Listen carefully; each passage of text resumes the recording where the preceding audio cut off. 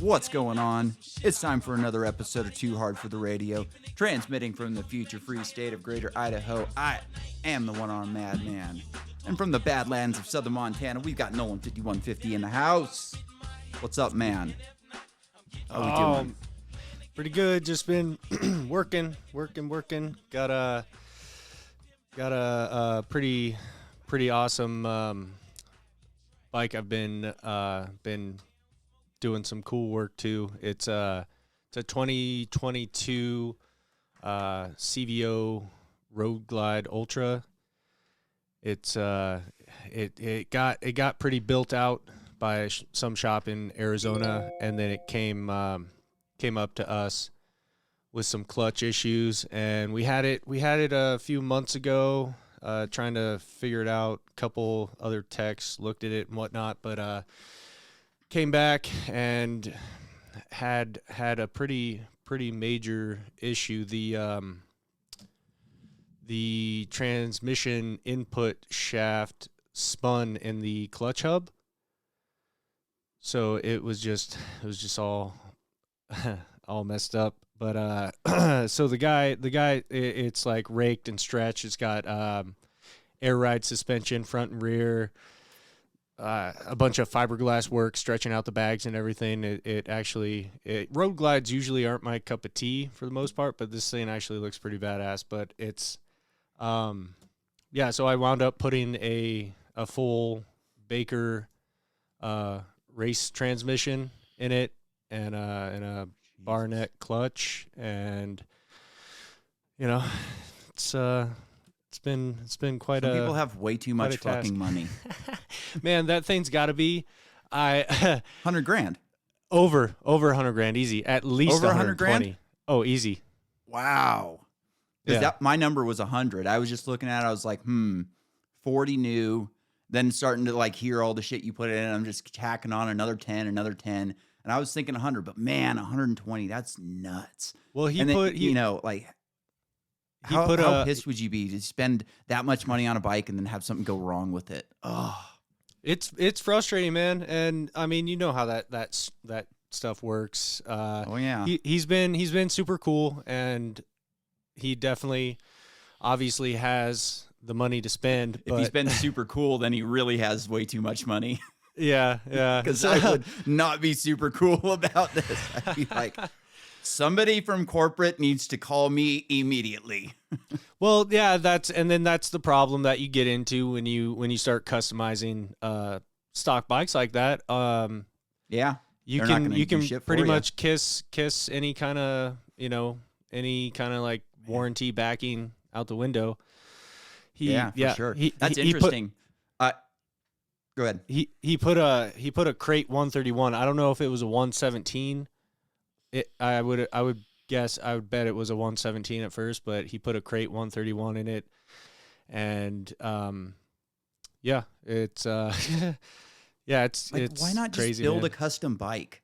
That's what I always say, dude. $120,000, like just have a custom bike build. Then you can have something unique and cool and like done exactly the way you want, and when you get it, it's going to be done and it's going to be done right.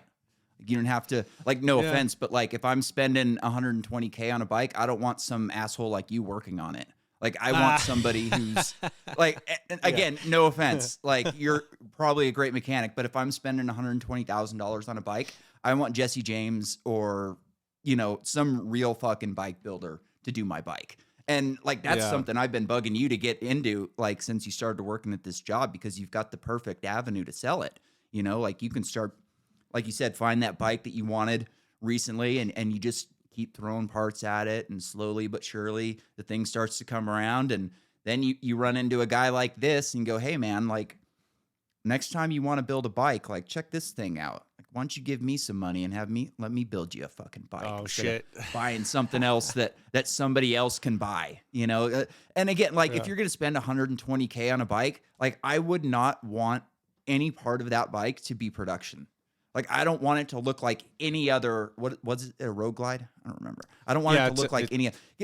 And it looks very unique with the paint and everything. But I would imagine like you throw it up against another Road Glide, and it's pretty similar bike. Like it's No, gonna have not for the year. comparing a factory bike to a production bike. Like that's kind of what I'm looking at. Like you've got your factory Honda compared to your HRC Honda, but like at the end of the day, they're pretty much the same bike, minus a lot of money and a lot of high end parts. But for the casual observer, you put an HRC bike and a stock bike next to each other, they don't know the fucking difference. Yeah, you're right on that. But as far as like that bike next to a stock bike of the same model, they are very, very different. There's a whole I'm looking at the fairing, and I bet you that front fairing is not far from stock. front fairing, yes, but the saddlebags, the big swoop, all that. Sure. There's a ton. The extension on the tank. There is a ton of fiberglass modifications and stuff like that. I'm not doubting you. I'm not doubting you. I'm just saying if it's between a factory bike and a fucking full blown like kit bike, you know, built from the ground up like they race in Europe, the boys over at MXGP, they don't have to fuck around with the production rule. They can make an actual works bike. So if we're talking like the difference between a factory bike and a works bike, dude, you go for the works bike every time, you True. know. And again, Yeah, that's not going to really the casual observer's not really going to notice the difference until you start getting up close and start looking at shit and you go, oh wow, look at that. That weld's not supposed to be there. That part's different. I don't know what the fuck that is, but that's not on the stock bike. You know, like there's a lot of shit like that going on when you get into actual works components and like works bikes like these where, you know, you just build from the ground up. You know, it was interesting. I was watching a video the other day, and we covered the Stark Varg on here. That's that new electric bike that everybody's all fired up on. And I'd be interested to see how this would play out from a normal customer based on the guy who was making the video is like he's an influencer, for the lack of a better word. Like he runs Swap Moto. They're like a big moto company. They do shootouts. They do tests, all that shit. So he got his new Stark Varg. And he rode it a day. And when he got home, he like took it up the street to dry it off after he washed it. And the front tire was rubbing against the forks. And he got off it and he spun the wheel and the thing was just, and the spokes were just all out of whack. And he'd only ridden it one day. So he was like, you know, my bad. Like I should have checked the spokes. But like, just because like I'm an influencer and I want these people to do the best they can, I'm going to let them know about it. And they got right back to him. They were like, send an email to this. Like he reached out to his contact at Stark and he was like, send an email to this email address right now. And he got an email back an hour later. We're like, yeah, we don't stand behind this. Sure, you're supposed to tighten your spokes, but this should not happen in one day. And they sent him a new wheel.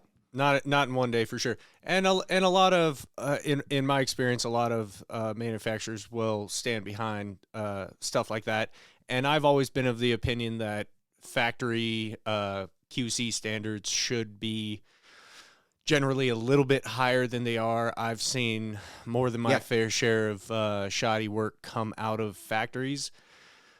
Mm-hmm. But that being said, as a technician in a shop, there's a certain amount of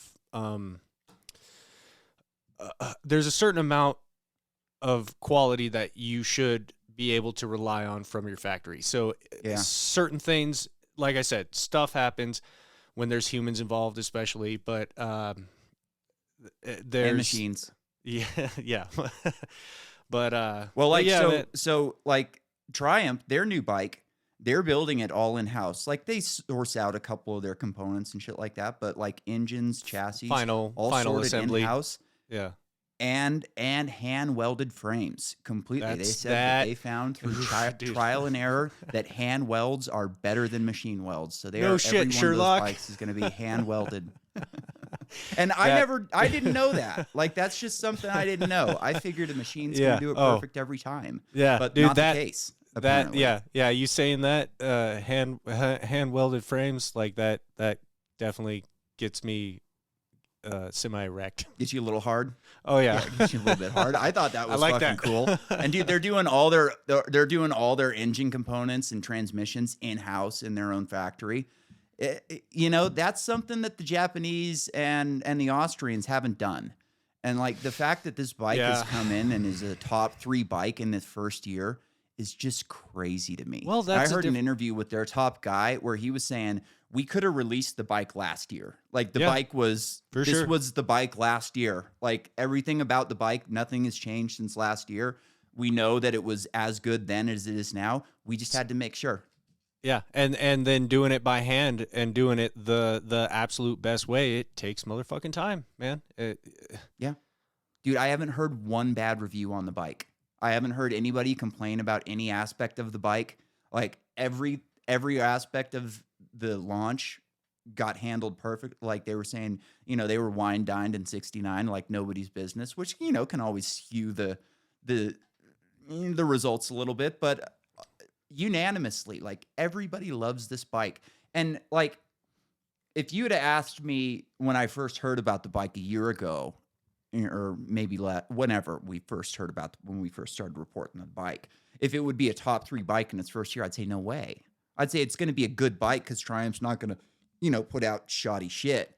But like Well, to be better than because think about who you have to be better than to be a top 3 bike. You have to be yeah, better than either Kawasaki, Honda, or the Austrians, and to come in above any of those guys or Yamaha in the first year. Like those guys, Honda's been doing it 50 years. Like the Elsinore's 50 years ago now. So like these people have some serious experience. And you know, Triumph did it the right way. They went and they bought every one of the bikes, tested them all.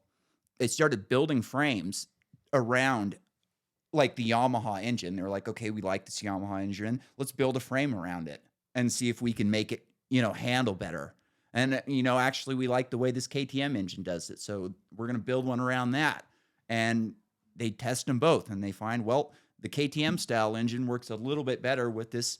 You know, it's a spine frame, which dirt bikes, as you know, went to perimeter frames a long time ago. Even my '07 was a perimeter frame. So to go back to spine frames is a really big decision, right? Because you're saying like, hey, look, the Japanese were done with this over 10 years ago now, almost 20 years ago. The Japanese said and got rid of, you know, spine frames. And everybody's been complaining for years now that these bikes are too stiff. And hey, let's go back to a spine frame and see what it's interesting. That's a big move, like to kind of piss in the face of what the Japanese, who have been, you know, by far the engineering leaders in the field forever, to say, hey, we think we can do it better than you.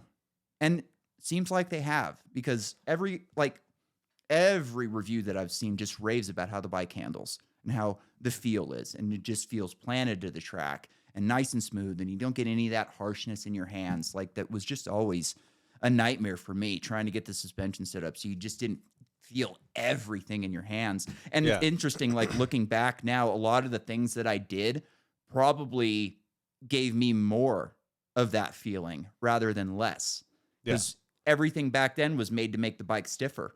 I went with a full pro circuit, top, bottom, triple clamp, and the steering stem. And that's all titanium. So I just made everything stiffer. Now they're making these titanium clamps, but they're cutting them in between the upper and lower bolts. So it's kind of like a little donut around it, and it's making them a lot softer. They're making, you know, chassis mounts that are making everything a lot softer. It's wild, like to see, you know, I had my last 125 was an '02 Honda, and I had like 3 of those things. And I always hated that bike. And it was slow. Like I always knew it was slow. It was slower than every other bike on the track. What I didn't realize was that frame was dog shit garbage. Like you don't know that, because at the time, like Ricky Carmichael's on that frame winning everything and yeah, talking about how great the bike is and how amazing the bike is. You don't realize till later, like you wouldn't remember this, but that bike that Ricky was riding was the weirdest looking bike of all time. The handlebars were rolled back in his lap, and he was probably running 110 mils of sag. So the bike was just fully choppered out and low to the squatting. ground. And he had to do that because the frame was just dog shit. And it was the same, like, that's why McGrath left Honda, because McGrath was running a 91 frame in 97 because you couldn't tell the difference to the naked eye. That was the frame. Like that, and still to this day, people say that was one of the best handling bikes of all time. So he ran that frame until Honda went aluminum. And he went and did one race on that aluminum frame bike. It put him on his face and he said, fuck you. And he went to Suzuki. But, we didn't find out. Like, I didn't know the frame on that bike sucked. Now we know. Yeah. And they're not going to tell you they're not going to tell you. They're never going to tell you. It's such a fucking weird game that they play. Phil Nicoletti got in a lot of trouble a couple weeks ago because he went on a podcast and started talking shit about Yamaha transmissions. He had the transmission locked up on him during a race and DNF'd him. And he basically came on. They were like, is there an issue with the transmission? He was like, yeah, there's a fucking issue, boys. Let me tell you. And it's not just him. And the problem is it's an issue with the stock transmission. And then you start to see, oh, now we get it. We don't want you boys to find out that there's something wrong with the stock bike. Let's let them think that it's a factory issue and it's not going to happen to their bike. But, that's when you really start running into the issues is when you get that. Another thing that's been funny is the production bikes are so good now that the factories are starting to shoot themselves in the foot to where they can't make the bikes. In some cases, they can't make them better than stock. So last year, Cooper Webb was having all sorts of troubles with his bike. He just couldn't get comfortable on the suspension, didn't like the frame. So he went out and bought a stock KTM 450 and rode that for a couple weeks and showed up with his own suspension and his own frame and said, here, build the bike around this. And they were like, fuck you. We are not doing that.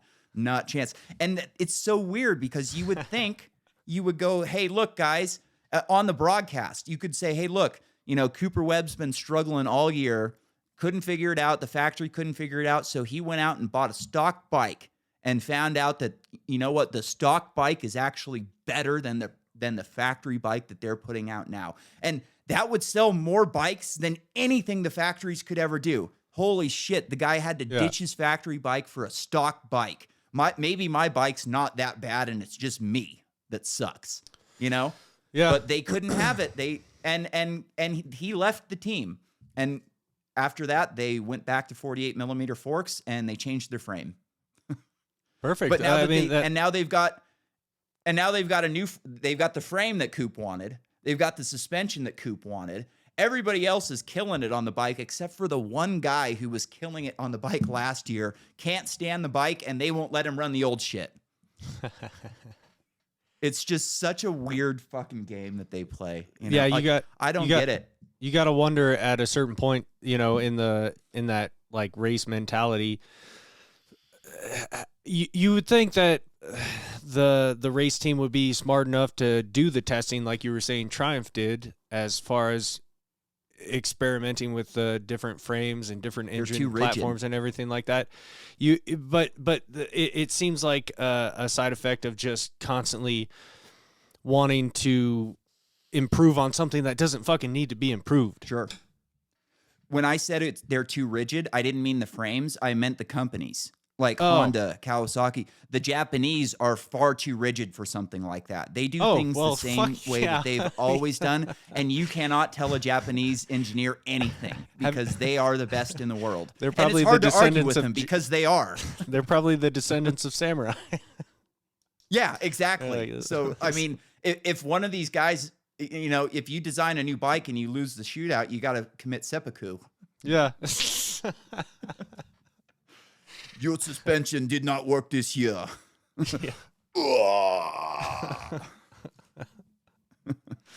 Yeah, I really wish I could get you to start watching the races again because we could have a far more successful racing podcast than a political podcast. We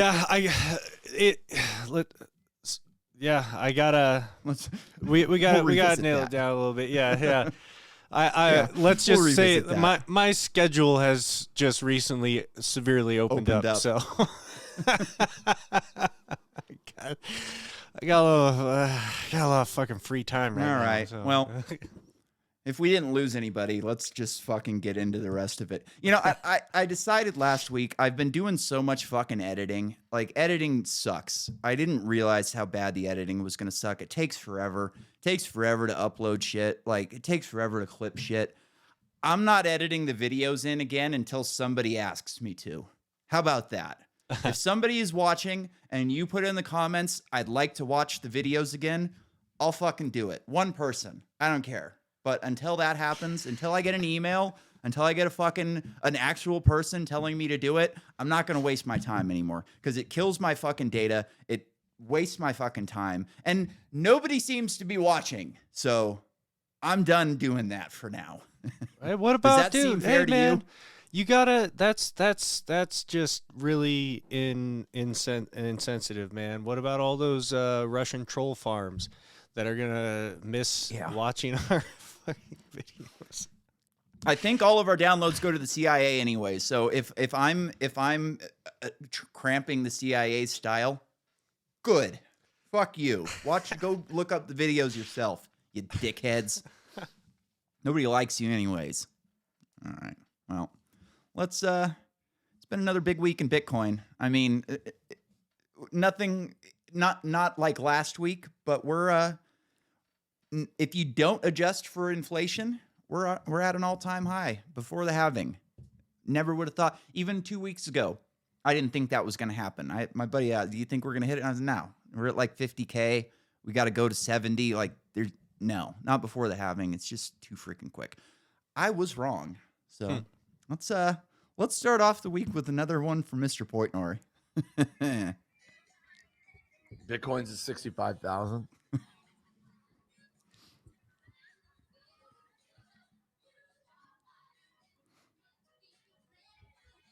Bitcoin's at 65,000.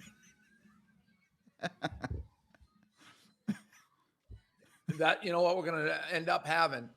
We're going to have all these Bitcoin like billionaires and all the rich people who just bought Bitcoin and didn't do anything else with their life. So They you got to literally just buy Bitcoin, and you see them and they're buying apartments, cars, bees, throwing around money, acting like they cock walk. It's like, what'd you do? Oh, I bought Bitcoin. Oh, nice. 65,000 to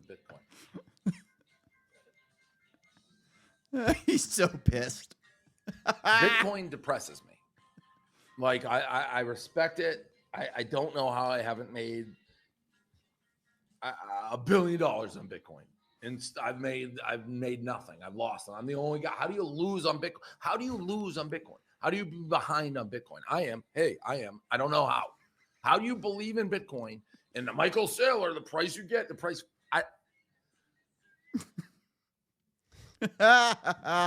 He's really losing it this week. Oh man, you can tell the dude lost $9 million in Bitcoin as of today. Like he's down like $9 million. It's got to just be driving him fucking nuts. Oh God, I hate to laugh at him because if I like lose my Bitcoin someday, I'm gonna remember this and it's gonna kill me. But I mean, talk about a hard lesson, you know? What do you mean he lost? How did he lose it? He bought money. He bought Bitcoin on FTX.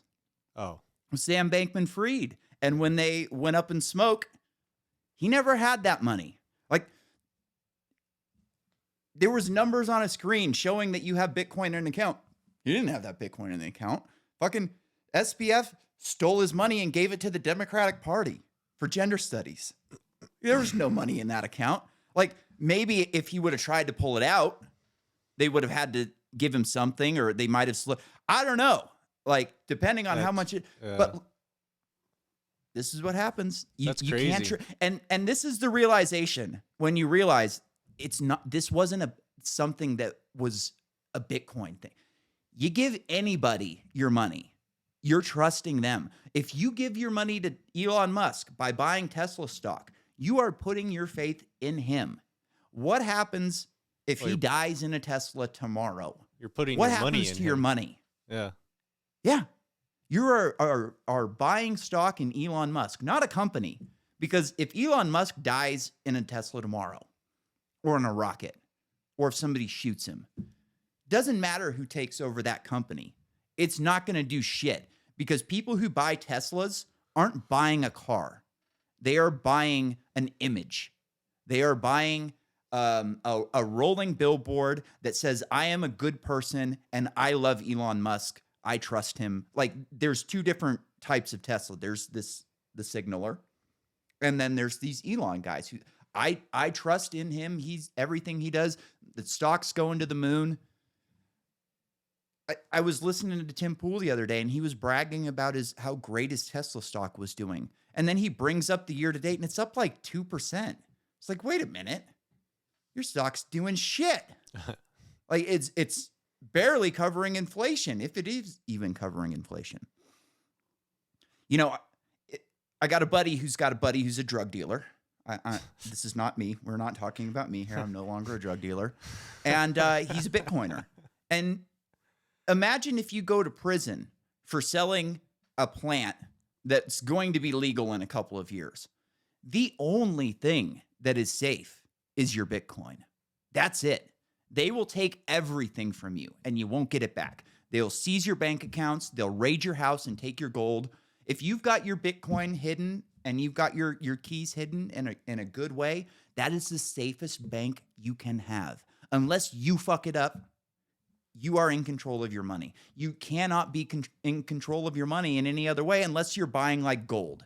You can buy gold and sit on gold. But like for someone like me, I rent rooms out. I'm not about to sit on 10 ounces of gold in this house. Are you fucking kidding me? No. I can hide my Bitcoin, my Bitcoin wallet's this big. I can hide that anywhere.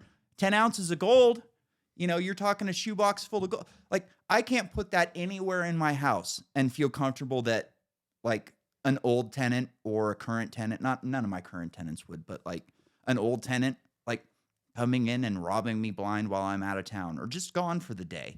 Yeah. There's so many people in and out of my house that some random person pulls up into the driveway. Nobody in my neighborhood's going to even notice the difference. Just because we've got full cars in the driveway all the time. So it's, you can't trust these people.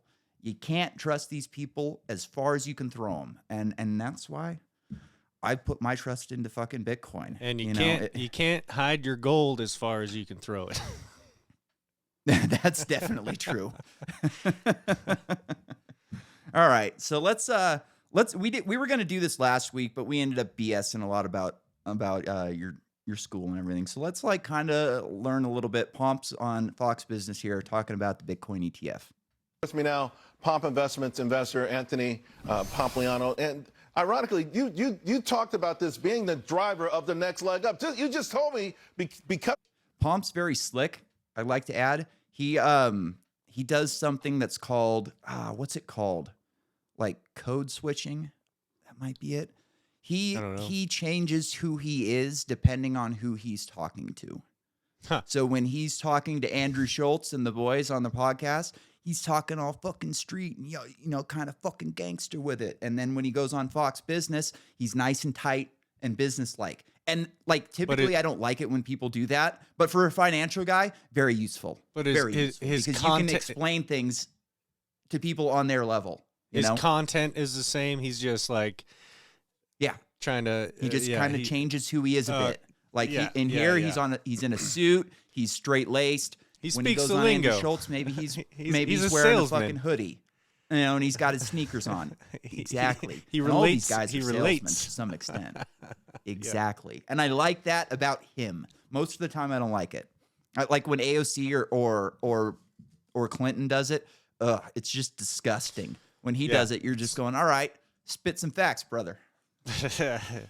these ETFs, I guess too much money chasing too few Bitcoin. Yeah, I mean, look, what we're watching right here is a reflexive move in price. This is a classic thing that's happened in finance. It's just now on a global stage, and retail got in before the institutions, which is an important component. And so right now there's about $570 million a day of net new inflow to the ETFs, and there's about $50 million worth of Bitcoin that's being produced by the network. And so if you have 10x more demand than supply, the price has got to go up to accommodate everyone. So we got the table here, right? The 9 ETFs. I bet really taking off big time. That had a big chunk. So when the fees, part of this too is the fees are pretty low, right? They're trying to get market share right now. The fees are incredibly low. Today already we've had $6 billion of trading volume. It's more than 2x what we've seen so far. And again, if we had $500 million of net new inflows coming in, BlackRock's fund's got $8 billion. And this was like the first day or the first week of the launch. You say, oh, that's just people being excited and the pent up demand. We are now almost 2 months post-launch, and we're still seeing $500 million a day. Now, remember, we've got the halving coming up where we're going to go from 900 Bitcoin a day to 450. So at the same time that all of a sudden the global financial world realized that Bitcoin might be an asset they want to buy and they're pouring billions of dollars into it, we're about to see that network cut their daily production in half. And so naturally, you get a demand shock, you get a supply shock, prices got to go up. You said on your podcast that that Bitcoin, that this big move we're talking about now, is sounding the alarm on inflation. How closely do you think Jay Powell's watching this, and what do you mean by that? So if we go back to 2020, one of the things that we saw was Bitcoin's about $8,000 over the summer of 2020. And all of a sudden, there was a couple of investors, Paul Tudor Jones, Stanley Druckenmiller, they came out and they said, I'm buying Bitcoin because I believe inflation is coming. We can't print trillions of dollars, and this will be the fastest horse in the inflation hedge bucket. They were correct. Bitcoin went from $8,000 to $64,000. But we got to $64,000, 800% increase, and inflation had not hit yet. Markets are forward looking. And so, same thing in November of 2021. Bitcoin started to go down in price because the Fed started talking about bringing inflation down. What I think is happening now, part of it, yes, the ETFs are a big deal, but also we're seeing some data that's saying that inflation may not go away. It may be stickier. It may actually come back to some degree. And so there's definitely a cohort of people who are buying Bitcoin in anticipation of that inflation arriving. They want to be protected by the time the damage comes. What about those who are saying because Bitcoin is going up, it's an example of too much money sloshing around and the Fed better take action because this is a red alert? Just too much cash out there. If you've got cash, the single most responsible thing you can do in the financial market at the moment is probably to buy some Bitcoin. You don't have to put all your money in it, but buying Bitcoin is a great way to actually hedge against the debasement of that currency. And what we're watching around the world is that governments are now over-leveraged in terms of debt. They're going to have to devalue their currencies. And so you can buy real estate, you can buy gold, you can buy Bitcoin. But I think a lot of people around the world are saying Bitcoin is going to be the thing that I want to buy. And there's only 21 million of them. There's not enough full Bitcoins for every millionaire in the world to own. And I think that's going to keep driving the price up. 20 seconds, Bob Elliott saying that institutions still not 100% on board. I don't know who Bob Elliott is. He's probably a very nice guy, but I disagree. If I had more time, I would have given you more of his resume. I apologize to Bob. I'm sure he's a But fantastic do you guy. think the institutions are on board? BlackRock has got $8 billion in their fund, and they're out there telling people that it's a flight to quality. If BlackRock flight to says quality. it, Larry Fink says the flight to quality. Bitcoin is a flight to quality. Of course. How are you going to protect yourself, right? If they're going to devalue your currency and you need something to protect against inflation and currency debasement, you got to buy Bitcoin. And I think that's why Larry Fink now is going to get institutions on board. All right, my man. Thank you very much. Congratulations. You've been spot on. Well, there's a lot there, man. What do you think? Thoughts, comments, questions? What are you thinking about what he's got going on there? Well, first of all, in one of the videos, I heard it. What's an ETF again? It's an electronic transfer fund. It's just it's a money fund. It's a money fund. It's just a way that you can dump money into a stock or a company or bonds. Okay. And they're talking about.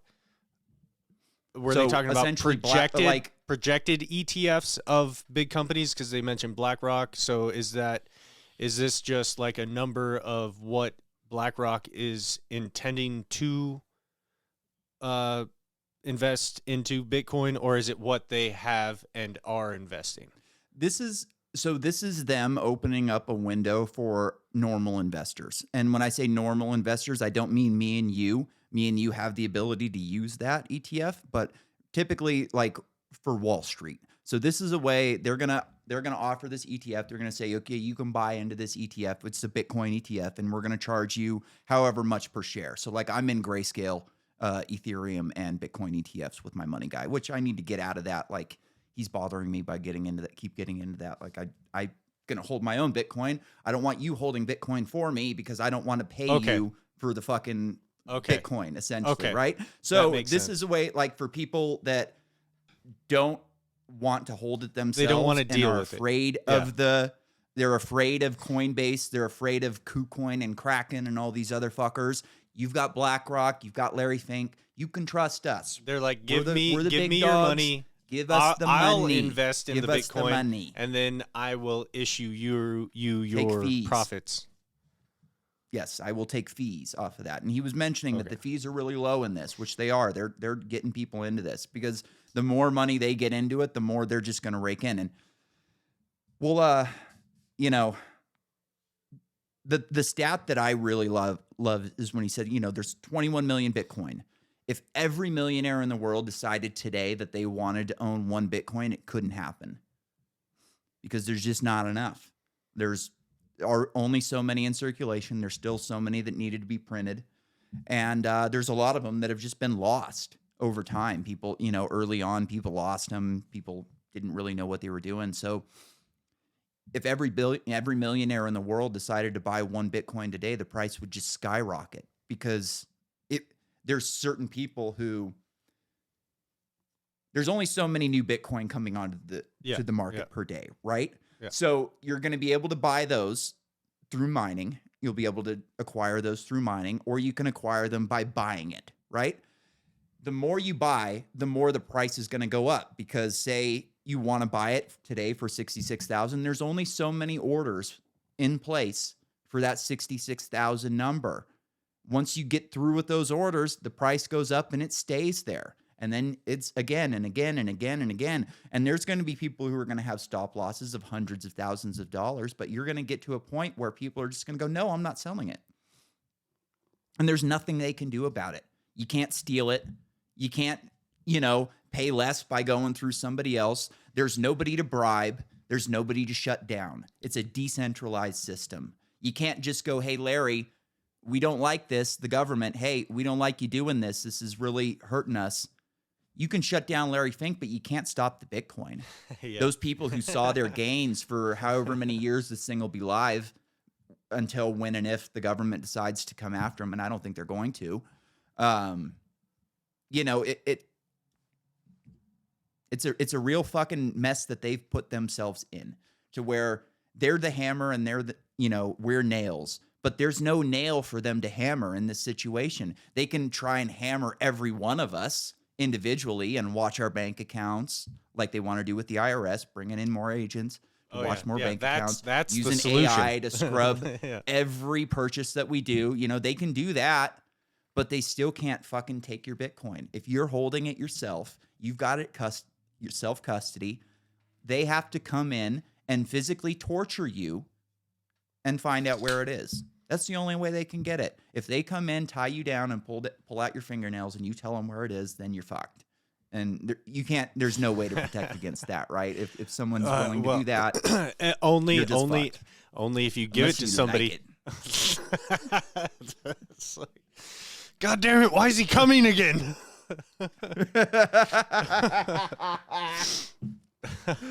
I'm gonna write that down as a show title. Why is he coming again? All right, so like a lot of people are terrified that the government. I kind of told you the story that I got into with an acquaintance last week, where we got into it a little bit over Bitcoin, and he thinks the government's going to shut it down right away. Oh, it's not going to be around soon. So here is one of Bitcoin's most ardent critics, Elizabeth Warren. I want to collaborate with the industry. What I don't understand is why the industry seems to be saying that the only way that they can survive is if there's plenty of space for the drug traffickers and the human traffickers, and the terrorists and the ransomware scammers, and the... Literally nobody is saying that. Not one Bitcoiner has ever said that in the history of Bitcoin. It's just the most ridiculous straw man that you could have. Oh, I just don't understand why they just have to have terrorism be allowed. It's like, we don't want terror. That's why we want to get rid of you, because you are the one causing terrorism. You are the one bombing other countries. You're the one stealing our wealth and giving it to Raytheon and Lockheed Martin to kill other people so that they hate us with a passion. Blowback, like they have every right to hate us when we come over there, murder 1 million people in Iraq, and then say it's worth it. Madeleine Albright, just disgusting. You're like, all right, cool party. Where does most Later, of bro. the terrorism? Yeah, where does most of the terrorism, crime, and corruption initiated from in markets in the entire world? The fucking dollar. The dollar's the most ridiculous, corrupt. Like, do you think that the cartels in South America just all of a sudden stopped using dollars and went to Bitcoin? No, that's ridiculous. They're all using dollars. Everybody's using dollars. The terrorists are all using dollars. Like the terrorism is funded through dollars, not through Bitcoin. And so where are these Who are these terrorists and drug dealers' biggest supporter? The CIA. Yep. And what is the CIA print? Dollars. Motherfucking Absolutely. dollars. Fucking dollars.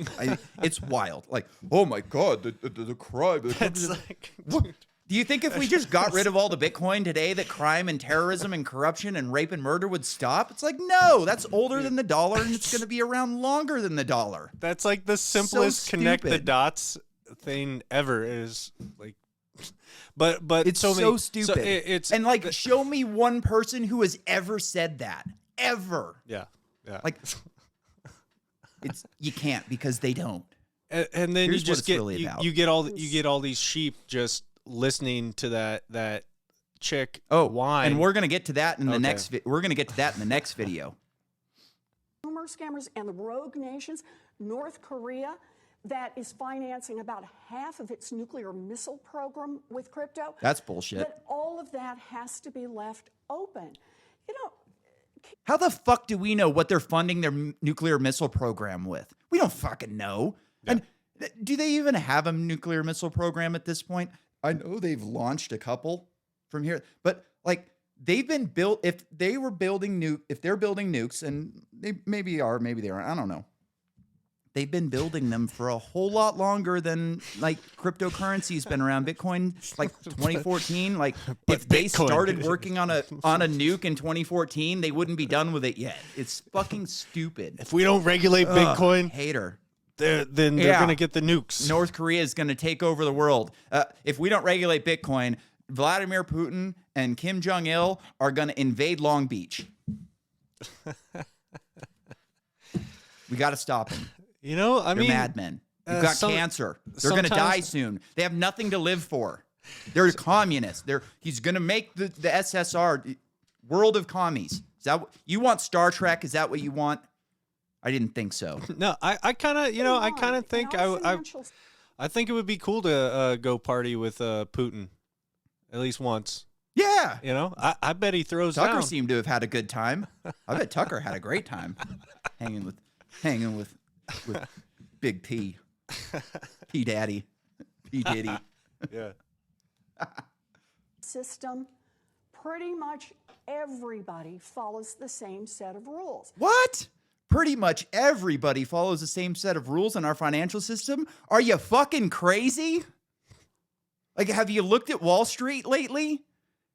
How about your trading account? How about Congress's trading record? We don't play by the same rules at all. You go and have closed door meetings with these people and then sell stock the next day right before the crash, or they'll launch a bill. Like, it's crazy to say that we all play with the same rules. You guys print fucking money whenever you want. Our children's children are in debt right now, but we all play by the same rules. Yeah. Fucking crazy. Yeah, we play by your rules and you change them whenever and however you want.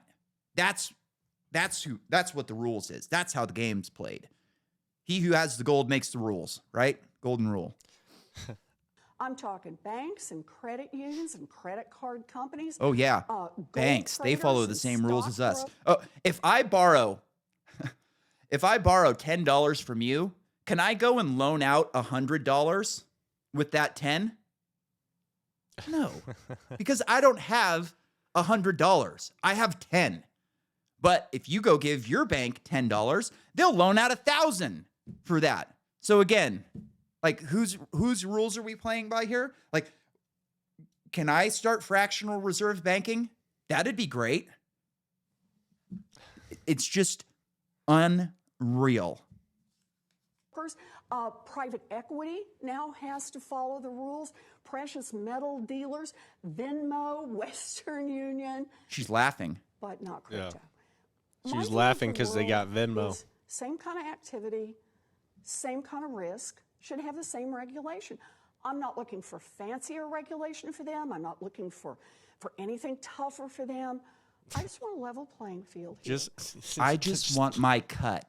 just- I just exactly, want my exactly. cut. That's all she's saying. I just want my cut. And to me, this is a great news interview.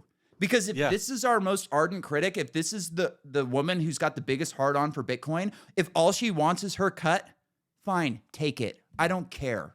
Like, sure, I would like it if I didn't have to pay you your cut. But in the end, like, if I'm able to keep my wealth and retire and have an Most of actual your life, wealth. I will pay you your fucking cut. Just Yeah. shut up. That's mafia, Just dude. just go.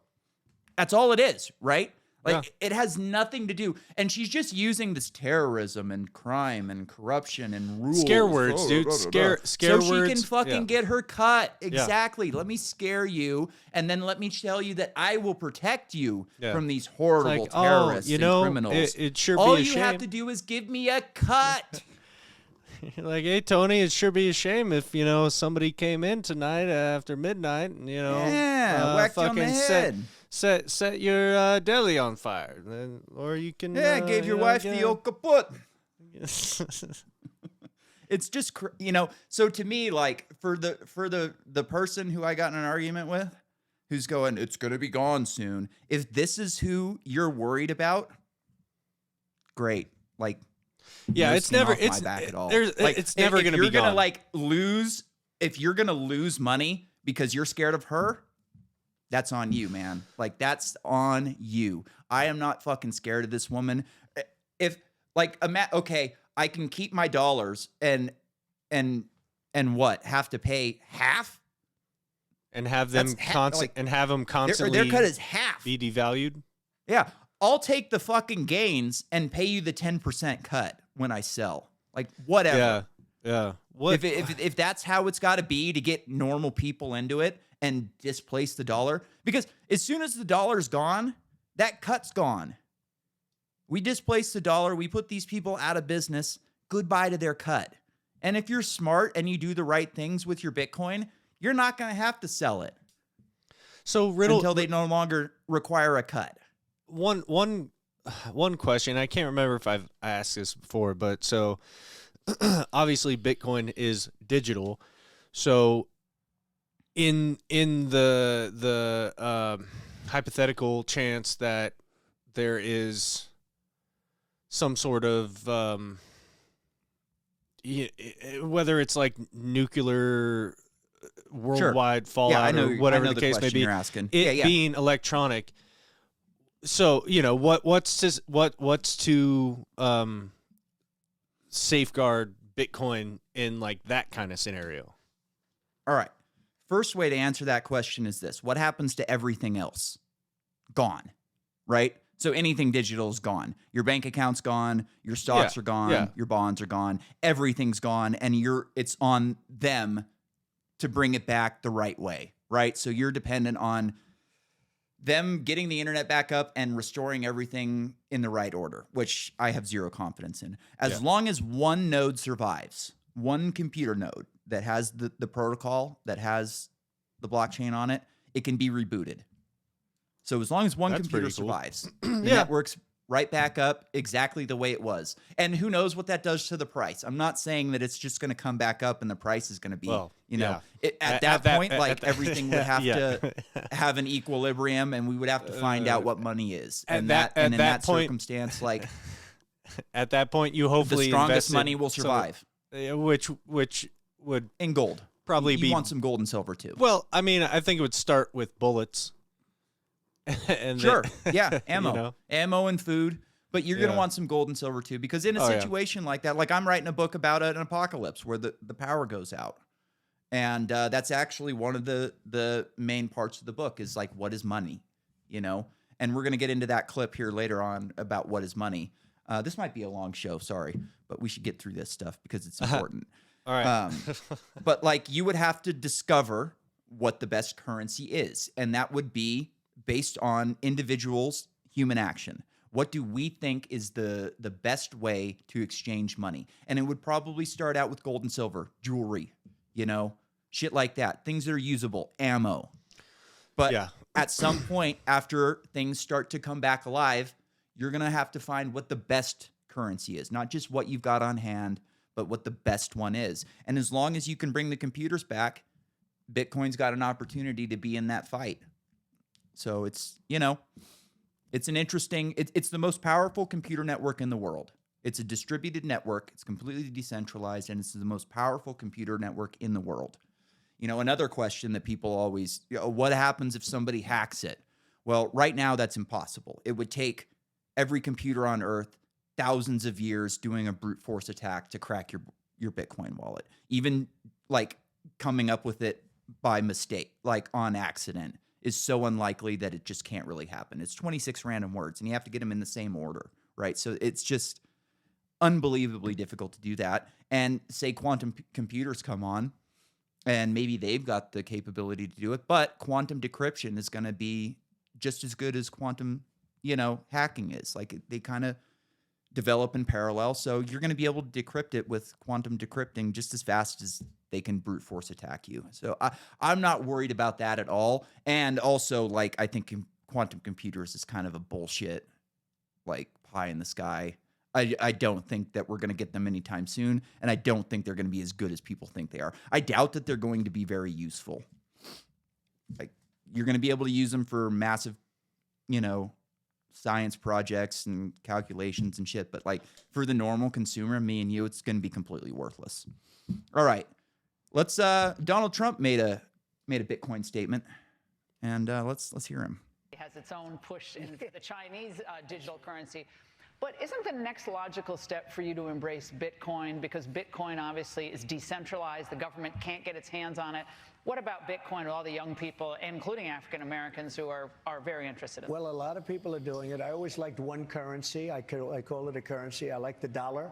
But a lot of people are doing it. And frankly, it's taken a life of its own. Why are they cheering? Why are you cheering? Because America. What is so great about the fucking dollar for you? Inflation is destroying your lives. Like, exactly. These people are fucking sheep. They're seals. Like, oh, Trump, the dollar. It's so stupid. It's destroying our fucking country. It's destroying your family. Your savings is dwindling down to nothing because these monsters are stealing your fucking wealth and using it to slaughter people all around the world. But Trump said it's the best. I always like what currency. I'd be curious. It's so fucking ridiculous. I'd be curious to see Trump's portfolio, how much Bitcoin he's holding. None. Guaranteed none. You think so? We have to do some regulation. Guarantee you he has none. But many people are embracing it. And more I'm seeing people wanting to pay Bitcoin. And you're seeing something that's interesting. So I can live with it one way or the other. I've always liked one really powerful thing, and that's called the dollar.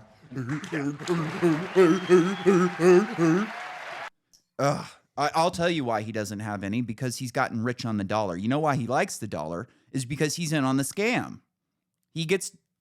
When they print money, he gets the loans first. He gets to buy up all the property at pre-inflation values. Like, the dollar has gotten him insanely rich, which is why he likes it. He can get rich on other people's money. He doesn't have to get rich on his own money like the rest of us do. He can take out loans based on what he's got already. No, I don't think he has any. And it would be in his best interest. This is how you know that he's just doesn't get it.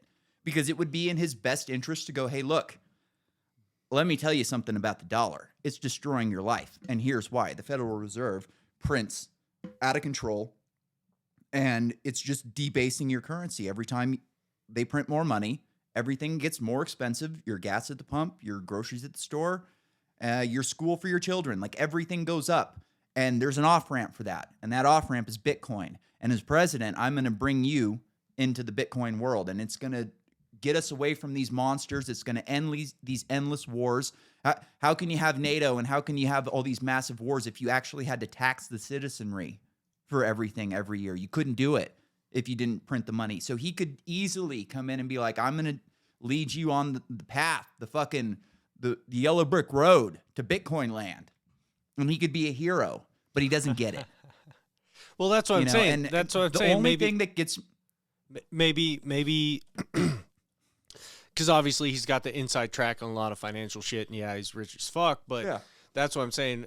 I could totally see him saying that, just to kind of try to rally support. It was a perfect perfect America first political response to the question, but you gotta at some point think that people at that high level income are still, maybe even just playing a fucking gambling game, like playing some fucking Keno or something. Maybe he's like, throw $1 billion at it.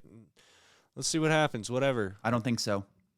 I'd be think he's curious. I'd be curious. It would require him to learn something. But he That's doesn't the have to problem. learn that. That's why guys like that, they got advisors, All You they have to can't- do but is here's the problem. You can't tell him something. He doesn't have advisors in that way. He has advisors that tell him, "Oh yeah, sir, that's a great idea."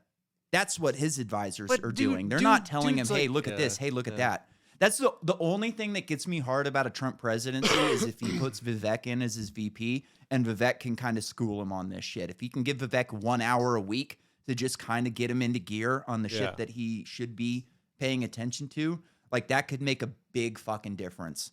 But I don't think he's going to put Vivek in. I think Vivek's a little bit too wild much card. of an alpha for him to have around. Yeah, I, I don't think so. I don't think he's too much of an commands- alpha. I think he kind of solidly. I think he knew commands his too much position. attention. Yeah, I think it would be smart. But like yeah, I it said, would. I think he'd be too much of But a he wild doesn't- card. I don't think Trump could control him. He doesn't surround You know. himself with smart people. He surrounds himself with morons and warmongers. So Yeah. I just don't have any faith in it, Here's another presidential candidate talking Bitcoin. Congress, both parties, I believe, that think it should be banned. Dude, that Yeah, guy's I mean, face. they want it banned After he said because that. they're being paid Hold on. by BlackRock. You're talking over this. This is an important one here. Let's listen for a second. Believe that think it should be banned. Yeah, his face. Yeah, I mean, they want it banned because they're being paid by BlackRock and Morgan and all the big globalist banking monopolies that are making money on inflation and making money by the Fed printing money. But American people, the American middle class, is getting rolled, and the off ramp from that, from the money printing machine is Bitcoin because it is hard currency. Notice anything strange about that one, Nolan? I didn't right off the top. He said that they want to shut down Bitcoin because they are being paid by BlackRock to do it because BlackRock is threatened by Bitcoin. But BlackRock is investing. That's kind of interesting. yeah. BlackRock just launched an ETF. Huh. Now you're getting it.